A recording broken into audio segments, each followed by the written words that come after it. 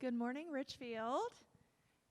Happy Memorial Day. It's Amy Stoehr. I'm here today for Vicki, and I have a special guest with me, Mr. Butch Mullins. Thank you for being here. I appreciate it. Thank you. Yes, so happy Memorial Day. We're going to talk to Mr. Mullins here, but I just wanted to let everybody know because I think a lot of people get confused between Veterans Day and Memorial Day. And Memorial Day is the last Monday of May every year, and this is the day that we honor and mourn the people who've died fighting to keep us safe. Those who were in the military, who have passed on, this is the day that we memorialize them and remember them. So with that being said, Mr. Mullins, tell us about yourself and your military career and experience. You were in the Air Force. In the Air Force, I served 26 years. My family and I, were able to travel the United States. We saw a lot of it, from Georgia to Arizona to New York to Texas. Let's see, then I came to Vietnam. Then I went to North Carolina. I went back to Vietnam. Then I went to Omaha, Louisiana, back to Omaha, Minot, North Dakota, back to Omaha, and I gave it up after that. Wow. That's a lot of travel. It was a lot of travel, but it was also great experiences. And my wife and I feel very fortunate that we had two children, a son and a daughter, and they're just super kids. Yeah. And the years that they were growing up, there was a lot going on. We never had a minute's problem with those guys, and so it was a great experience. I wouldn't have traded it for anything. Wonderful. Tell us about how your time in the Air Force, your service, has affected your life. Well, it's for one thing, it's made a pretty good life available to me. The other thing is just the experience of being able to work with some of the finest people that you could ever meet or ever want to work with. And you meet some people that are not that great, but it gives you a background that you learn to be a pretty good judge of people, and you learn that pretty quick. It's like I say, we were able to travel all over the country, all over the United States, except the Northwest. And my kids, now one of them is here in Salem. My daughter is down in North Carolina. So we're all close enough that we get together quite often, have a pretty good time. That's great. That's great. Yes, it's important to be close. So it is that's that. Fantastic. Yes. Do you have a personal experience of loss of someone maybe who you were close to or who served with you that's made an impact on your life? Well, yeah, I was 3 years old when Pearl Harbor was attacked. And of course, 3 years old, you don't realize what's going on. But I had two older brothers that entered the military service pretty quick after that. My older brother, Paul, served on an aircraft carrier in Japan, in the Pacific. And my other brother, Roby, we used to kid him a lot, but he was a tail gunner and a B-24 bomber, and he served in a European theater. And one of the things that most important, I guess, was really my father-in-law. He was a disabled veteran from Second World War. I think it was 1955 when he had open-heart surgery at McGuire Veterans Hospital in Richmond. And that was something, I'm 15 years old or something. Somebody says they're going to operate on my dad's heart. that gets your attention. Mm-hmm. But it just shows what we have today compared to then, he had open heart surgery before they had a heart-lung machine or anything. And he came out of it, and we had a good relationship, and he was just quite a guy. That's great. So military service is in the family, so to speak. Well, yeah, because you hear the term greatest generation. Those were the people I grew up with. Yes. You know, they were my neighbors, my brothers, and excuse me, they had an effect on everybody, and really still do. Absolutely. Absolutely. Well, this is the day that we remember them and honor them for their service. Let's switch gears a little bit. We'll talk about Richfield and our memorial gardens here that we have. Can you tell us about your interest in the memorial gardens over here at Richfield behind sure. Ridgecrest? We moved down here last May, and I walk quite a bit. So there are a lot of nice streets and sidewalks and everything on campus. So on one of the early walks, I was walking by Ridgecrest over there, and I noticed the little memorial garden over there. And so I walked over and looked at it. And I said, well, somebody's done a lot of work. And I recently met Mr. Freeman, who actually put it together. And, you know, he still works on it. It takes a lot of love and tender care.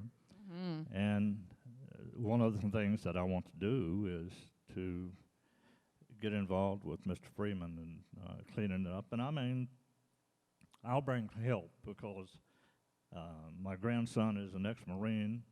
He's got buddies here in town. I'm going to volunteer him. You know, he doesn't know that yet, but we're going to get together and just try to help it.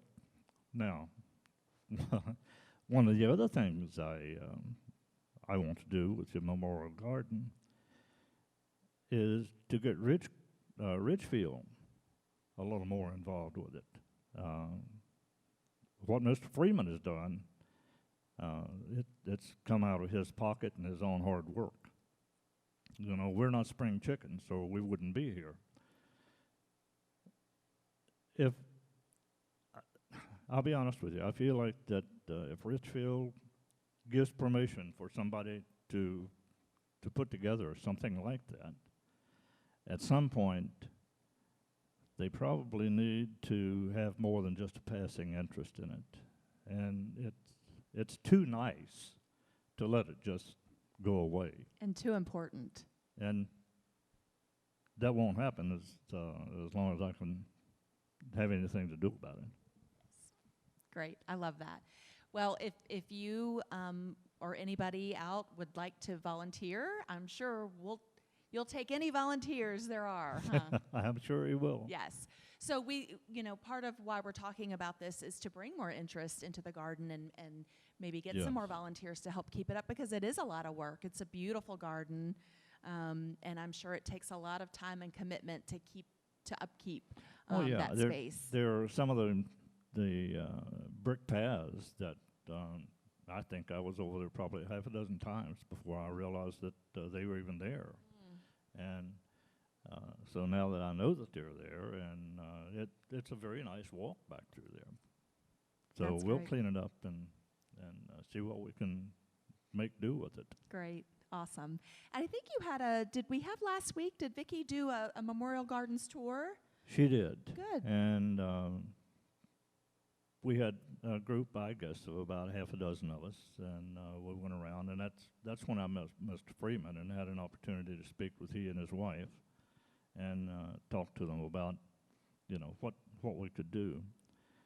And one of the things you were talking about Memorial Day, and what it stands for, and it is. to recognize and honor the people that have died serving their country in the military.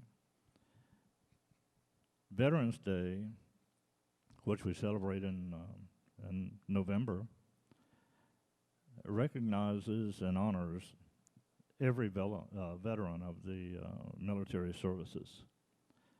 And both of those days are so important. I was given some statistics, well, probably 6 months ago or something like that. When you look at the adolescents and teenagers and high school graduates and college freshmen. Anyway, today, less than 10% of that population qualifies for military service. Wow. And there are many reasons for that. Society has changed. So have the requirements to get into the military. Physical requirements are no pushover. But it's so much more than that. You know, you have to have a clean record. You can't go around causing trouble. You can't do a lot of things and still qualify. And even after they're able to get, we're able to get them into the military, the leaders in the military have to take care of those kids. Mm-hmm. And I'm sure that's sometimes a lot of hard work because the world has changed so much. It is. It's a responsibility that they've got to take very seriously. And in my experience, and every job I ever had, that was one of the things that probably stood out to me as much as anything, was taking care of the supervisors, taking care of the people. Mm-hmm. Whether it was a bomber squadron or a maintenance squadron or civil engineers, lawyers, the seniors took care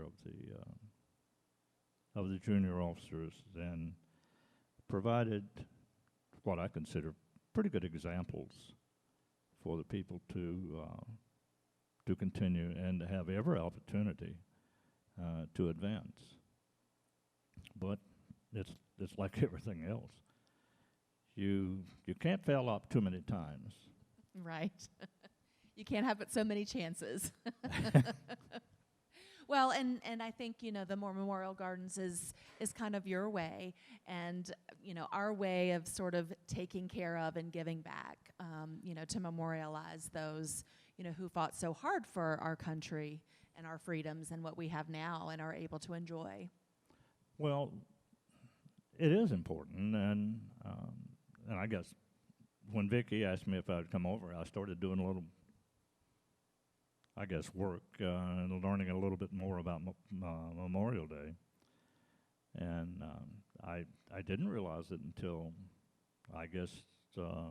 sometime in the middle of the week, that I ran across something that says that basically Memorial Day originally was called Decoration Day. Yes. Mm-hmm. And the genesis was right after the Civil War. Yes.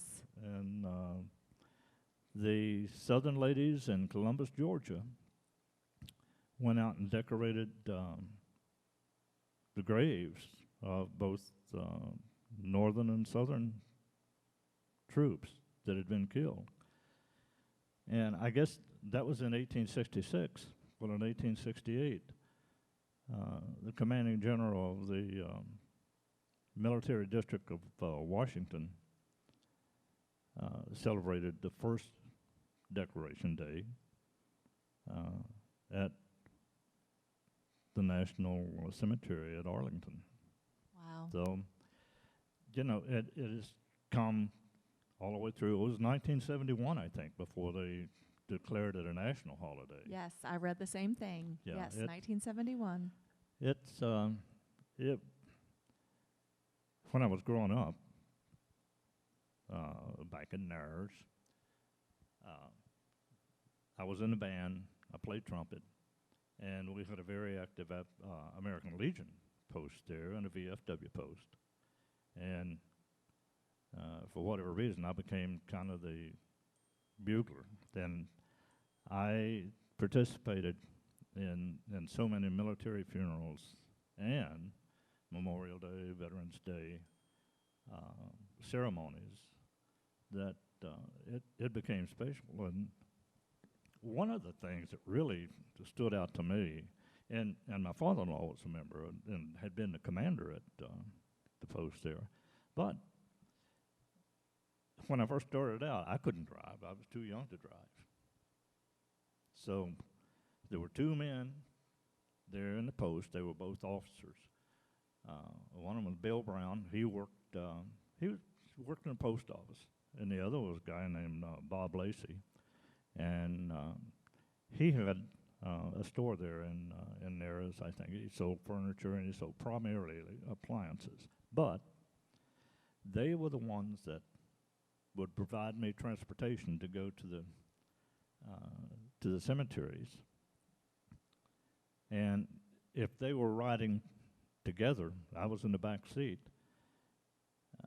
I heard some nice stories about the person that was being honored. You know, the person that we were performing the burial rites for, and to hear how they talked about the person, and how they even talked about some of their services.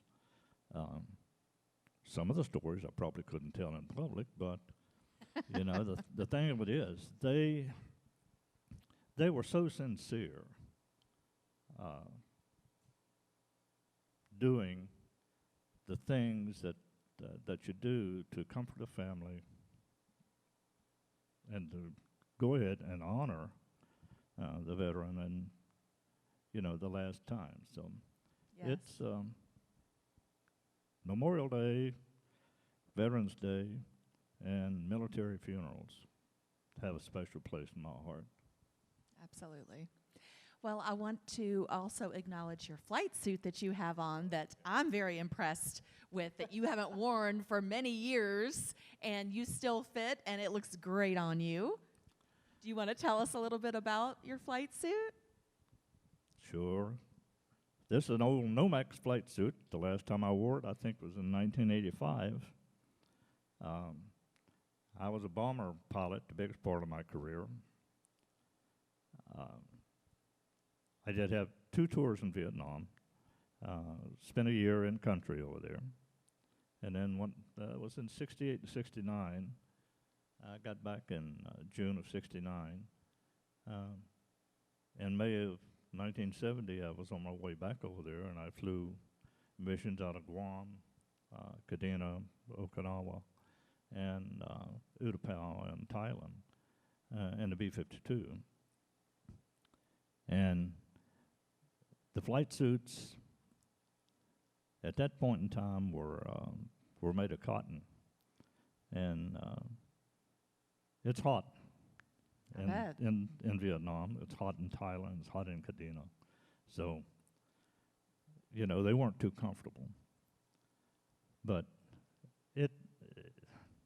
I wouldn't have missed it for the world. Like I said, I had 2 brothers that were involved. One is tail gunner on a bomber, and the other a deckhand on an aircraft carrier. So that probably piqued my interest in aviation and in airplanes. And I was fortunate enough to be able to get into tech, go through the Reserve Officer Training Corps, and receive a commission. I participated in what they called flight introduction program at Virginia Tech Airport out there. Was able to get my private license before I graduated from Tech. Wow. And then I graduated in '61, and I had commissioned in the Air Force, and was waiting for an assignment into pilot training. And at that point in time, there was the pilot training program was undergoing a change, and in that they were getting a new primary airplane to fly. They had been flying a piston T-28, and they were getting a jet T-37. And I was fortunate that I was one of the first classes to get into 37, but I had to wait for a while. Wow.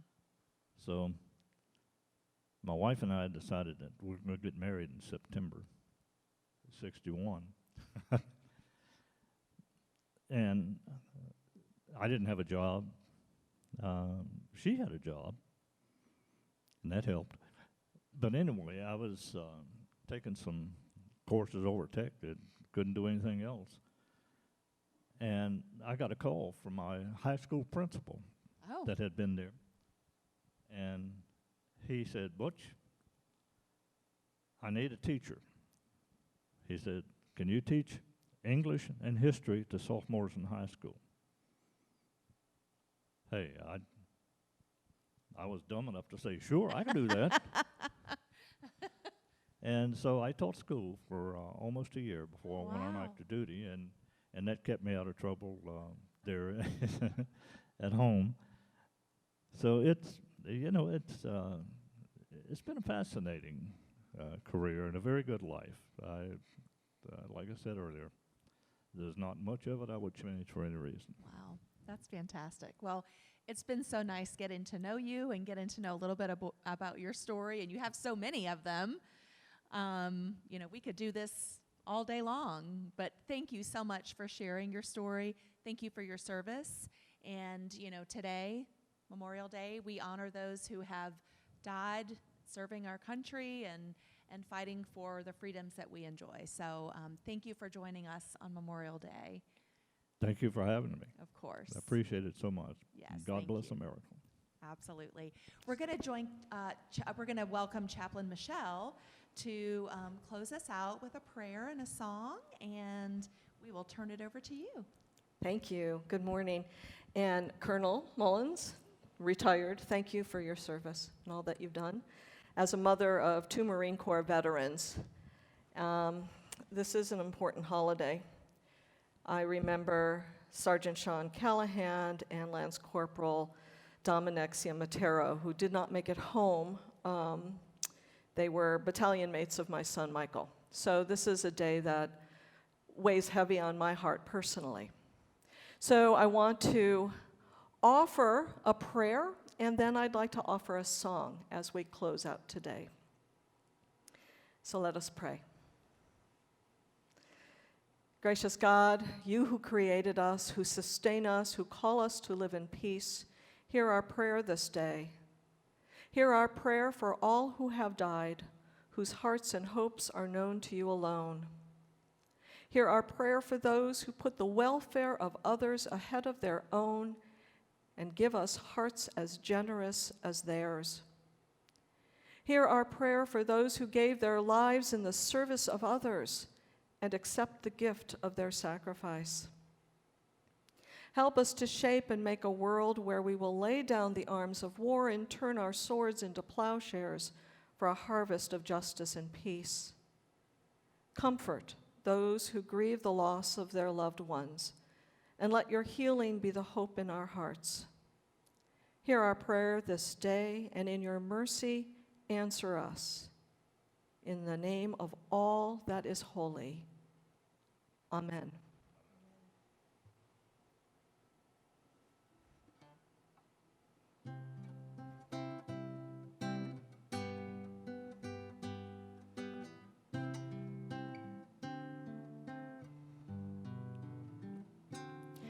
Oh, beautiful, for spacious skies, for amber waves of grain, for purple mountain majesty above the fruited plain.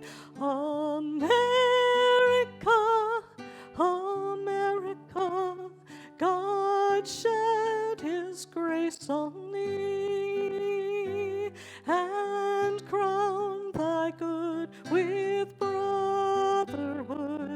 from sea to shining sea.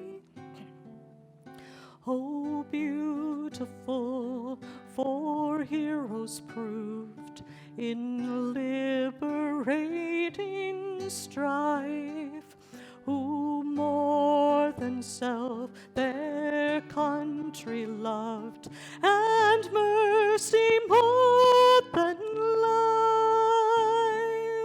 America, America, may God thy gold refine, till all success be nobleness, and every gain divine.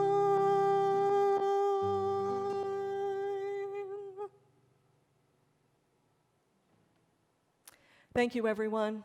May your Memorial Day be blessed, and enjoy. It's a beautiful day, and thank you.